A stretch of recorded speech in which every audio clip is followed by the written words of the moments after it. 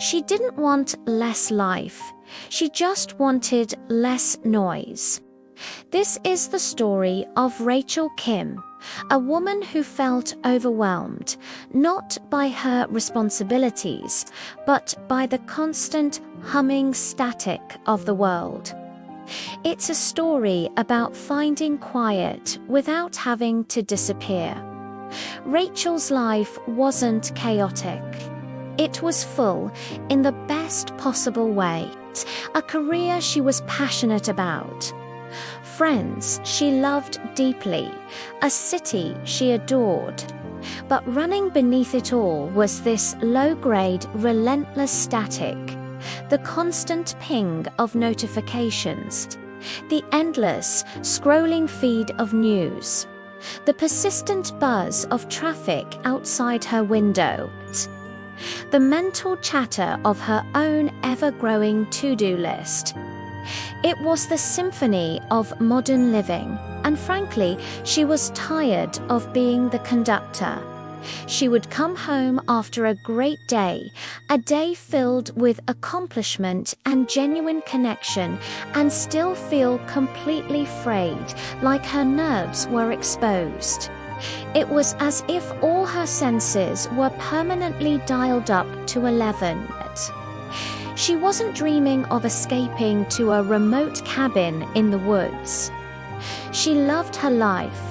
She just wished she could experience it with a little more space, a little more quiet between the notes.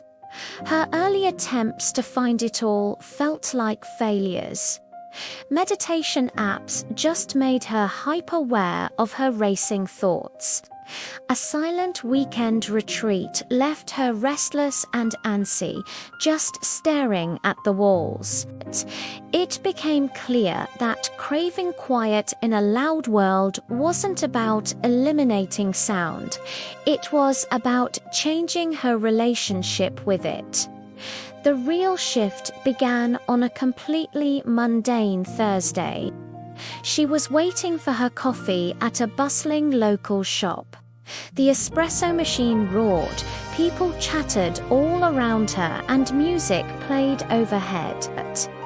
But instead of instinctively pulling out her phone to fill the space, she did something radical. She did nothing. She just watched the steam rise from the machine.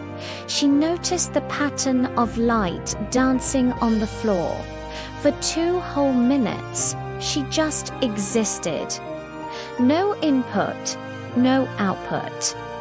It wasn't silence, not by a long shot. But it was a moment of pure perception, completely untouched by her own interpretation or reaction. And in that tiny moment, she felt a sliver of peace.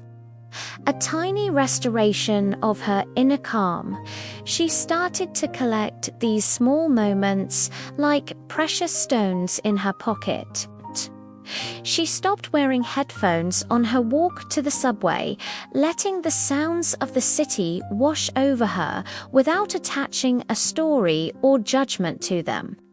She began leaving her phone in another room for 1 hour after dinner, not as a strict rule, but as a gift to herself. She practiced listening, truly listening to a friend, without mentally drafting her reply while they were still talking. Through this, she discovered that quiet wasn't an absence of noise. It was an absence of reaction. It was the space she could create between a stimulus and her response to it. And in that precious space, she found a choice. She could choose not to engage with the frantic mental chatter. She could let a notification sit unanswered without it triggering a wave of anxiety. Her life didn't become any less full. In fact, it became more vivid. The coffee tasted richer when she wasn't also trying to read emails. Her friends' laughter felt warmer and more genuine when she wasn't half listening. She was no longer desperately trying to manage all of her experiences. She was finally allowing herself to simply have them.